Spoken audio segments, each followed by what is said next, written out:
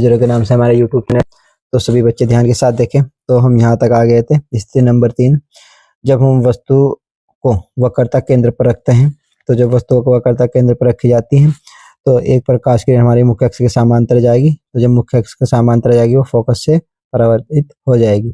उसके बाद अगर कोई प्रकाश किरण मुख्य फोकस पर आपतित होती है तो मुख्य अक्ष के समांतर हो जाती है। तो ये दोनों प्रकाश किरणें यहाँ पर एक दूसरे को इंटरसेप्ट करती है। तो साथ में लेकर इसके बीच में एक रेखा खींचते हैं और ये हमारा प्रतिबिंब होता है। तो प्रतिबिंब और वस्तु दोनों सी पर है। जो वस्तु है वो सीधी है और प्रतिबिंब उल्टा है। आकार में देखें तो साइज दोनों के एक जैसे हैं। तो उसमें 3 प्रकार से हम लिख सकते हैं बेटा। कैसे कि प्रतिबिंब की जो स्थिति है वो कहाँ पर है, सी पर। प्रतिबिंब का आकार जो है वस्तु के समान है और जो उसकी प्रकृति है वो वास्तविक है और उल्टा है। ठीक है, तो ये लिखा हुआ है। उसके बाद हमारा बेटा स्थिति नंबर 4 है, जब वस्तु वक्रता केंद्र व फोकस बिंदु एफ के मध्य हो तब क्या होता है। तो चलो देख लेते हैं तब क्या होगा।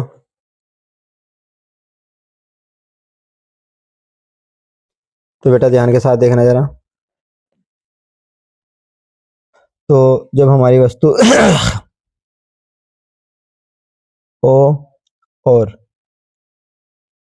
एफ और सी के बीच है, ध्रुव और केंद्र के बीच है, तो तब क्या होगा। तो हम क्या करेंगे, मुख्य अक्ष के समांतर एक प्रकाश किरण जाएगी और ये एफ से होकर लौट जाएगी बेटा। और जब प्रकाश किरण फोकस से जाएगी वो मुख्य अक्ष के समांतर होकर जाएगी। ये दूसरे के एक दूसरे के इंटरसेक्ट करेंगे।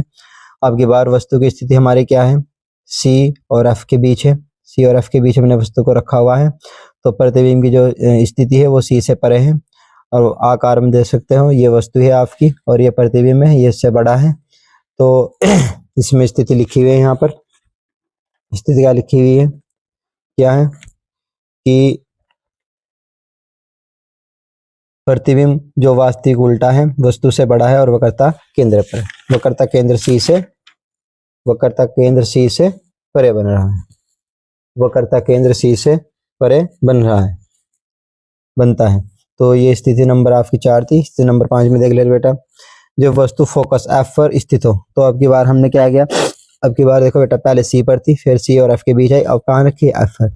तो एक प्रकाश किरण हमारी सी से जाएगी। तो आपको पता है जब प्रकाश किरण सी से जाती है तो सी से ही वापस लौट आती है। एक प्रकाश किरण हम क्या करते हैं, मुख्य अक्ष के समांतर भेजेंगे तो एफ से होकर जाएगी। तो आपको दिख रहा होगा ये एक दूसरे को किसी बिंदु पर भी इंटरसेप्ट नहीं कर रही है। तो ध्यान के साथ देखो बेटा, प्रतिबिंब की स्थिति जो होगी, देखो पहले प्रतिबिंब की प्रकृति जो है वो वास्तविक व उल्टा बनेगा तथा वस्तु से बहुत बड़ा होगा और अनंत पे होगा बनेगा। पर ये क्या बेटा, अनंत पे जाके बनेगा तो वस्तु से बहुत बड़ा होगा, उल्टा होगा और वास्तविक होगा। इसके बाद स्थिति नंबर 6 है। तो जरा यहाँ देख ले बेटा, स्थिति नंबर 6 में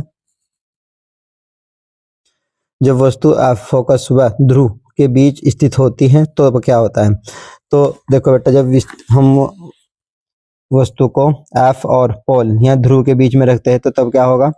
तो एक प्रकाश किरण आपकी सी से जाएगी। तो आपको पता है जब सी से जाएगी तो सी से ही वापस लौट आती है। तो इसके बाद हम क्या करेंगे बेटा, इसको आभास करेंगे कि आगे बढ़ रही है। इसी प्रकार एक मुख्य अक्ष के समांतर जाएगी, तो फोकस से होकर लौट जाएगी। इसी प्रकार हम क्या करेंगे बेटा, इधर तो ये कहीं पर भी नहीं मिलेगी।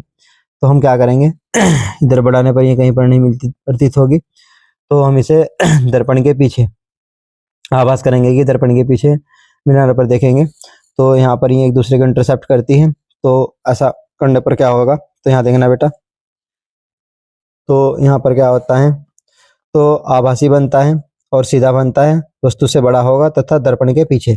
तो अब की बार ध्यान से देखो, जो आपका प्रतिबिंब है वो सीधा है। आभासी का मतलब ये सिर्फ आभास है यानी कल्पना है, वास्तविक नहीं है। और ये वस्तु से बड़ा है और ये क्या है, दर्पण के पीछे। तो ये बात याद रखना, जब आप अवतल दर्पण के लिए प्रतिबिंब देखते हो तो इसमें 6 कंडीशन होती है। 6 कंडीशन होती है और ये हमने देख ली है। जिन बच्चों ने नहीं पढ़ा वह लेक्चर नंबर 2 देखे और ये लेक्चर नंबर इसमें देखे। उत्तल दर्पण द्वारा प्रतिबिंब का बनना, बेटा इसमें 2 कंडीशन आएंगी। इसमें आपकी 2 कंडीशन आएंगी। तो कंडीशन नंबर पहली देख लो बेटा, इसमें स्थिति जब वस्तु अनंत पर हो। तो सबसे पहले वस्तु को अनंत पर रखा तो हमने क्या करा, दो प्रकाश किरणें आपकी मुख्य अक्ष के समांतर आएंगी, तो मुख्य अक्ष के समांतर आने पर में मुख्य फोकस से होकर जाती है। तो बेटे होता क्या है, वैसे तो ये इस प्रकार लौट जाती है, तो इनको मुख्य फोकस पर मिलाएंगे। मुख्य फोकस पर मिलाने पर देख रहा है बेटा, तो मुख्य फोकस पर मिलाए हमने इनको। तो देखो जरा यहाँ पर, तो आभासी सीधा वस्तु से छोटा बिंदु के आकार का, और जो स्थिति है वो कहाँ पर है, एफ पर। क्या बनाएंगे यहाँ पे, एफ पर। तो वो आभासी है, सीधा होगा और वस्तु से छोटा होगा, और स्थिति होगी एफ पर। तो ये एफ पर बन रहा है, इसको मैं यहाँ लिख देता हूँ, एफ पर। ठीक है। इसके बाद स्थिति नंबर 2 है बेटा इसकी, जब वस्तु मुख्य अक्ष पर स्थित हो, तो उसको कहीं पर भी हम रख देंगे। तो एक प्रकाश किरण हम भेजेंगे मुख्य अक्ष के समांतर, वो फोकस से होते जाकर दिखाएंगे बेटा। एक हम सी से भेज देंगे, जो सी से वापस लौट जाएगी, एक दूसरे को इंटरसेप्ट करेगी। तो हम देखते हैं कि जो आपका प्रतिबिंब है वो एफ और पी के बीच आ गया है। तो यहाँ पर देखो बेटे, वस्तु इसमें क्या है, प्रतिबिंब का आकार वस्तु से छोटा, प्रतिबिंब की प्रकृति आभासी व सीधा, आभासी और सीधा है, प्रतिबिंब की स्थिति पी व एफ के बीच। तो ये इसके लिए दो ही कंडीशन रहेंगी। तो सभी बच्चे अच्छी तरीके से देख ले, इसके बाद हम लेंस पढ़ेंगे।